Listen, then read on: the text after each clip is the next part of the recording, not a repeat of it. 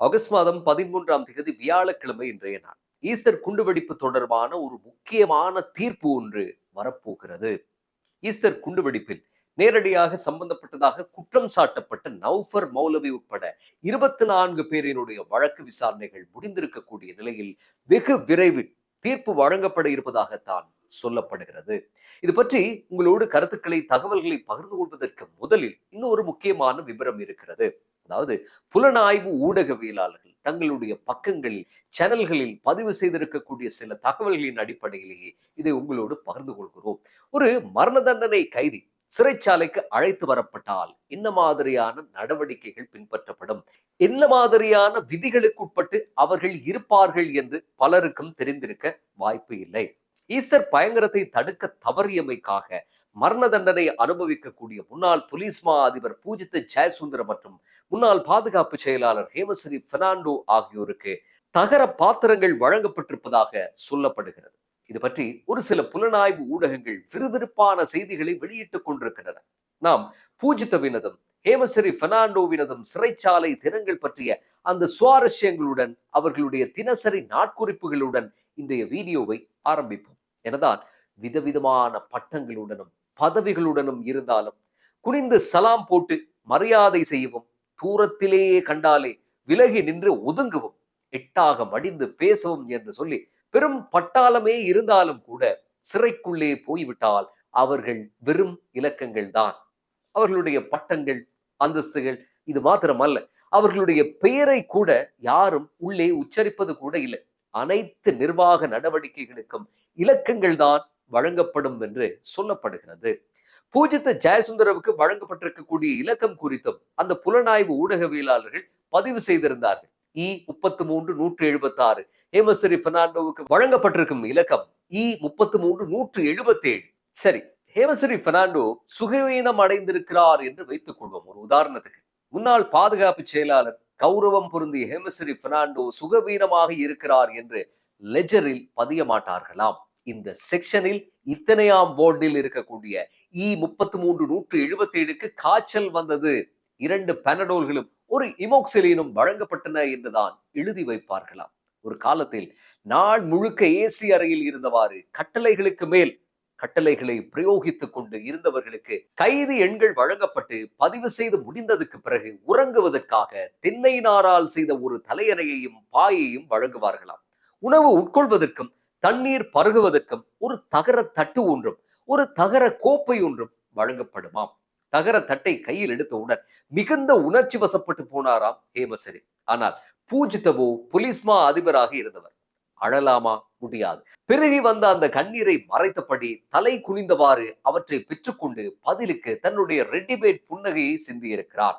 இவர்களுடைய முதல் நாள் இரவு எப்படி இருந்தது என்பது குறித்தும் அந்த புலனாய்வு ஊடகவியலாளர்கள் சில தகவல்களை முன்வைக்கிறார்கள். முதலில் இருவரும் தற்காலிகமாக ஒரு வார்டில் அனுமதிக்கப்பட்டிருக்கிறார்கள். இருவருடைய முகங்களும் இருட்டடித்தது போல் இருந்திருக்கின்றன. முகம் நிறைய பதட்டமும் துக்கமும் போட்டி போட்டு கொண்டிருந்திருக்கிறார். அந்த வார்டில் அரசு சேவையில் இருந்தபோது பல்வேறு குற்றங்களுடன் சம்பந்தப்பட்டு சிறை தண்டனை விதிக்கப்பட்ட 30க்கும் மேற்பட்டோர் தடுத்து வைக்கப்பட்டிருந்திருக்கிறார்கள். இதில் பலரை பூஜித்த ஜெயசுந்தரவும் ஹேமஸ்ரீ பெர்னாண்டோவும் அறிந்து வைத்திருக்கிறார்கள். இவர்களை போலவே ஹை ப்ரொஃபைல் கைதிகள் என்று அவர்களை புலனாய்வு ஊடகவியலாளர்கள் குறிப்பிடுகிறார்கள். அவர்களில் பூஜித்த ஜெயசுந்தரவுடன் பணிபுரிந்த முன்னாள் போலீஸ் உயர் அதிகாரிகளும் இருந்திருக்கிறார்கள். எல்லாமே 10-20 ஆண்டுகளுக்கு மேல் சிறை தண்டனை விதிக்கப்பட்ட கைதிகள். அந்த கைதிகள் வரிசையில் 2 முக்கியஸ்தர்களை காணவில்லை. அவர்கள்தான் கேரம் போர்டு வழக்கில் 20 மற்றும் 25 ஆண்டுகள் சிறை தண்டனை பெற்ற மைந்தானந்த அலுத்கமகேவும் நலீன் பெர்னாண்டோவும். அவர்கள் வேறு ஒரு இடத்தில் தடுத்து வைக்கப்பட்டிருந்திருக்கிறார்கள். வார்டில் இருந்த நண்பர்களிடமிருந்து முதல் இரவில் ஓரளவு கவனிப்பு கிடைத்த போதும் அவை சில மணி நேரங்களுக்குத்தான் நீடித்திருக்கின்றன. மறுநாள் அதிகாலை எழுந்து காலை உணவை உட்கொண்டதுக்கு பிறகு இருவருக்கும் முறையான பதிவுகள் ஆரம்பமாகி இருக்கின்றன. பிரதான சிறை காவலர்கள் இருவர் முன்னிலையில் ஒரு கேள்வித்தாளுக்கு பதில் எழுதி கொடுக்க வேண்டி ஏற்பட்டிருக்கிறது. அதற்கு பிறகு சிறைச்சாலை மருத்துவரிடம் முன்னிலையாக்கப்பட்ட பிறகு இருவருக்கும் H1 சிறை அறை வழங்கப்பட்டிருக்கிறது. பொதுவாக மரண தண்டனை விதிக்கப்பட்ட கைதியின் வாழ்க்கை சாதாரண கைதியை விட மிகவும் கடுமையானது, தனிமையானது என்று சொல்லப்படும். பொதுவாக அனைத்து கைதிகளின் முடியும் குட்டையாக வெட்டப்படுமாம். ஆனால் வெட்டுவதற்கு முடி இல்லாததாலோ என்னவோ ஹேமசிறி பெர்னாண்டோவினதும் பூஜித்த ஜெயசுந்தரவினதும் முடி வெட்டப்படவில்லை. மரண தண்டனை கைதிகள் சாதாரண வேலை பிரிவுகளுக்கு அனுப்பப்படுவதில்லை. அவர்கள் தனி சிறை அறைகளில் வைக்கப்படுவார்கள். ஆனால் பூஜித்த மற்றும் ஹேமசிறி ஆகிய 2 பேருக்கும் ஒரே சிறை அறையில் இருக்க வாய்ப்பு கிடைத்திருக்கிறது. அவர்களுடன் ஒரு முக்கியமான மரண தண்டனை கைதியும் இருக்கிறார். அந்த கைதி கொலை குற்றச்சாட்டுகளின் மரண தண்டனை விதிக்கப்பட்ட ஒரு இளைஞர். இப்போது சிறையில் தியானம், புத்த மத போதனைகள் என்று அவருடைய வாழ்க்கை மாறி போயிருக்கிறது. பூஜித்த ஜெயசுந்தரமும் பௌத்த மதத்தின் மேல் அளப்பரிய நம்பிக்கையும் அதுபோல பற்றும் வைத்திருக்கக்கூடிய ஒருவர். அதே நேரம் பூஜித்தவுக்கு அவருடைய அறையில் இருக்கும் அந்த கைதியை பிடித்து போய்விட்டது.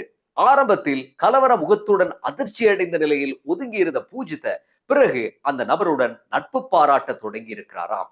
அந்த நபரும் மிகவும் மத நம்பிக்கையுடன் வாழ்பவராக இருப்பது பூஜித்தவுக்கு பெரும் துணையாக அமைந்திருக்கிறது. ஏற்கனவே கண்டி தலதா மாளிகையில் தியானத்தில் ஈடுபட்டு வந்தவரான பூஜித்த ஜெயசுந்தர எதிர்காலத்தில் சிறையில் அறத்தை போதிக்கும் குழுவிலும் இணைவார் என்று அதிகாரிகள் நம்புகிறார்களாம்.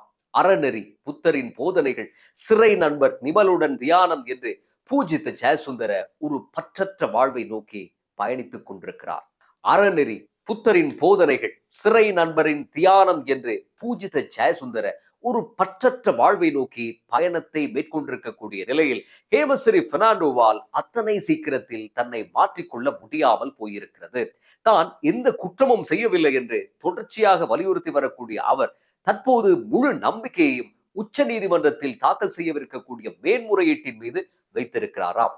மரண தண்டனை கைதிகளுக்கு சக மரண தண்டனை கைதிகளையும் சரி, இதர கைதிகளையும் சரி, அவர்கள் இஷ்டத்துக்கு போய் பார்த்துவிட்டு வர முடியாது.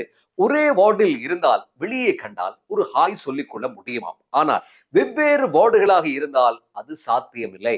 நமக்கு நன்கு தெரிந்த மஹிந்தானந்த அலுத்கமகே, நளின் பெர்னாண்டோ, ரஞ்சித் சமரகோன் மற்றும் துமிந்த சில்வா, வாஸ் குணவர்தன போன்றோரும் அதே சிறையில் இருந்தாலும் கூட அவர்களில் யாரையும் சந்திக்க பூஜித்த அல்லது ஹேமசிறிக்கு வாய்ப்பு கிடைக்கவில்லை என்றுதான் அந்த புலனாய்வு ஊடகவியலாளர்கள் குறிப்பிடுகிறார்கள். பூஜித்தவையோ ஹேமசிறியையோ நியாயப்படுத்த முடியாது. அதற்காக முழு குற்றத்தையும் தூக்கி அவர்கள் மீது சுமத்தவும் முடியாதுதானே. என்னதான் இருந்தாலும் பாவம் இருவரும் என்றுதான் சொல்ல வேண்டியிருக்கிறது. இப்படி இருந்த நபர்கள் இவர்கள் ஒன்றும் ஈஸ்டர் கோரத்தை திட்டமிட்டவர்கள் அல்ல.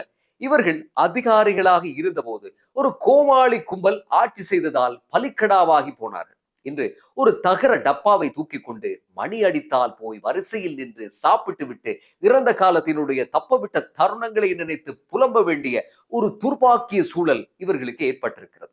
அடுத்ததாக பூஜித்த ஜெயசுந்தரமும் ஹேமசிறி பெர்னாண்டோவும் மரண தண்டனை பெற காரணமான ஈஸ்டர் குண்டுவெடிப்பின் வழக்கு விவகாரம் குறித்த அந்த புதிய தகவலை உங்களோடு இந்த பதிவில் பகிர்ந்து கொள்ளலாம்.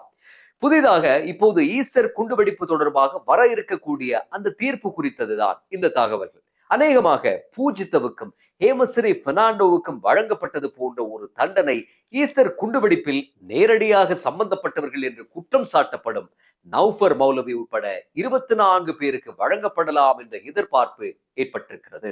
காரணம், 11ஆம் திகதியுடன் இந்த வழக்கினுடைய சகல விசாரணைகளும் முடிந்துவிட்டன. கடந்த 5 வருடங்களில் 245 நாட்களாக இந்த விசாரணைகள் நடந்திருக்கின்றன. இனி தீர்ப்பு வருவது மட்டும்தான் பாக்கியாக இருக்கிறது. ஈஸ்டர் குண்டுவெடிப்பு தொடர்பாக 31 வழக்குகள் பதிவு செய்யப்பட்டிருக்கின்றன. இதில் 5 வழக்குகள் 3 கொண்ட விசேட உயர் நீதிமன்றத்திலே விசாரிக்கப்பட்டுக் கொண்டிருக்கின்றன. அதில் 3 வழக்குகளின் தீர்ப்புகள் இதுவரை வெளிவந்துவிட்டன. போதுமான உளவு தகவல்கள் தெரிந்தும் தம் கடமையை சரிவர நிறைவேற்ற தவறிய குற்றச்சாட்டில் 854 குற்றச்சாட்டுகளுக்கு குற்றவாளிகளாக்கப்பட்ட பூஜித ஜெயசுந்தர மற்றும் ஹேமசிறி பெர்னாண்டோ வழக்குகளுக்கும் மாவனல்ல பகுதியில் 7 புத்தர் சிலைகளுக்கு சேதம் விளைவித்த வழக்கில் சப்ரகமுவ மாகாண உயர் நீதிமன்றம் 11 பேருக்கு தீர்ப்பை எழுதிவிட்டது.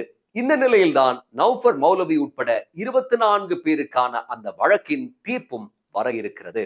உண்மையில் இந்த வழக்கினுடைய தீர்ப்பு வர 10 வருடங்களுக்கு மேல் செல்லும் என்றே எதிர்பார்க்கப்பட்டது. காரணம், ஆரம்பத்தில் மாதத்துக்கு ஒரு தடவை என்று நத்தை வேகத்தில் தான் இந்த வழக்கு விசாரிக்கப்பட்டது. பிறகு அனுரகுமார திசாநாயக்க ஜனாதிபதியானதும் வாரத்துக்கு 2-3 நாட்கள் விசாரிக்கப்பட்டு பிறகு கடந்த ஆண்டு முதல் தினமும் விசாரணைகள் நடந்தன. எந்த அளவுக்கு இந்த விசாரணைகள் வேகம் பிடித்தன என்றால் சில நாட்களில் சாட்சி விசாரணைகள் முடிய இரவு 10 மணி வரை சென்றது என்றுதான் ஊடகங்களில் செய்திகள் வெளியாகி இருந்தன. இந்த வழக்கு நடந்த இடமும் ஒரு முக்கியமான இடம். முன்னாள் பிரதி அமைச்சர் காலம் சென்ற சனத் நிஷாந்தவினுடைய வீட்டில்தான் விசேட 3 நீதிபதிகள் அடங்கிய இந்த வழக்கு தொடர்ச்சியாக நடந்து ஓய்ந்திருக்கிறது. நிஷாந்தவினுடைய சொந்த வீடு அல்ல, அரசாங்கத்தால் உத்தியோகபூர்வமாக அவருக்கு வழங்கப்பட்டிருந்த வீடு. இப்போது அது கையகப்படுத்தப்பட்டிருக்கிறது. இந்த வழக்கில் ஒரு சாட்சி தான் மிக முக்கியமான பேசுபொருள். அவர் அரச சாட்சியாக மாறியிருந்தார். அவருடைய பெயர் விவரங்கள் எதுவும் வெளியிடப்படவில்லை. இந்த நபர்தான் கம்பல, நுவரெலியா, கண்டி, திகாரி ஆகிய இடங்களில் செயலமர்வுகளில் கலந்து கொண்ட கதைகள், ஆயுத பயிற்சி பெற்ற கதைகள், மாவனல்ல புத்தர் சிலை உடைப்போடு சம்பந்தப்பட்ட நபர்களை சந்தித்த கதைகள் என்று எல்லாவற்றையும் விவரமாக கூட்டியிருந்தவர். தான் 2011ஆம் ஆண்டு 10ஆம் வகுப்பில் படிக்கும் போதே மூளைச்சலவை செய்யப்பட்ட விதம், அதற்கு பிறகு தன்னுடைய வாழ்க்கை மாறிய விதம், கருத்துக்களை பரிமாற விசேட சாப்ட்வேர் பாவிக்கப்பட்ட விதம், சஹ்ரான் உட்பட இந்த பயங்கரத்துக்கு துணை போனவர்களுக்கு அபு என்ற அடைமொழியுடன் சூட்டப்பட்ட பெயர் விவரங்கள் என்று எல்லாவற்றையும் பேசி முடித்திருக்கிறது அந்த சாட்சி. சரி, இப்போது கேள்வி என்னவென்றால், ஈஸ்டர் தாக்குதலை தடுக்க தவறிய 2 சிரேஷ்ட அதிகாரிகளுக்கு மரண தண்டனை வழங்கி தீர்ப்பளிக்கப்பட்டிருக்கிறது. இந்த மனிதகுல விரோதத்துக்கு துணை போனதாக குற்றம் சாட்டப்படும் நௌஃபர் மௌலவி உட்பட 24 பேருக்கு விரைவில் தீர்ப்பு வர இருக்கிறது. அப்படி என்றால் இந்த கொடூரத்துக்கு மகா மூளையாக இருந்தவர்கள், இப்படி ஒரு பயங்கரம் நடப்பதற்கு மறைமுகமாக உதவியவர்களுக்கு வழங்கப்பட போகும் தண்டனை இப்படி இருக்கும். ஈஸ்டர் பயங்கரம் என்பது ஒரு சதி என்று சொல்லியிருந்தார் சட்டமா அதிபராக கடமையாற்றியவரும் முன்னாள் உச்ச நீதிமன்ற நீதிபதியாக இருந்தவருமான தப்புல லிவேரா. முன்னாள் அரச புலனாய்வு பிரிவின் பிரதானி சுரேஷ் சலேதான் ஈஸ்டர் குண்டுவெடிப்பின் மகா மூளையாக இருக்கிறார் என்று சொல்லியிருக்கிறார் பிரதி சொலிசிட்டர் ஜெனரல் திலீப பீரிஸ். சரி, அப்படி என்றால் இந்த வழக்குகளினுடைய தீர்ப்புகளும் வெளிவந்து ஈஸ்டர் குருதி புனல்கள் முடிவுக்கு வருவது எப்போது? நௌஃபர் மௌலவி உட்பட 24 பேருக்கும் தீர்ப்பு வந்தவுடன் இனி மகா மூளைகளும் சதிகாரர்களும் சம்பந்தப்பட்ட விசாரணைகள் மட்டுமே எஞ்சி நிற்கும். அந்த விசாரணைகள் முடிந்ததும் மேல் நீதிமன்றத்தில் குற்றப்பத்திரிகை தாக்கல் செய்யப்படும். அதன் பிறகு இறுதி தீர்ப்பு வெளியாகும். எவ்வளவு நாட்கள் எடுக்கும் என்று சொல்ல முடியாது. ஆனால் இந்த வேகத்தில் போனால் கடைசி தீர்ப்பையும் விரைவாகவே எழுதி விடுவார்கள். மீண்டும் அடுத்த பதிவில் சந்திப்போம்.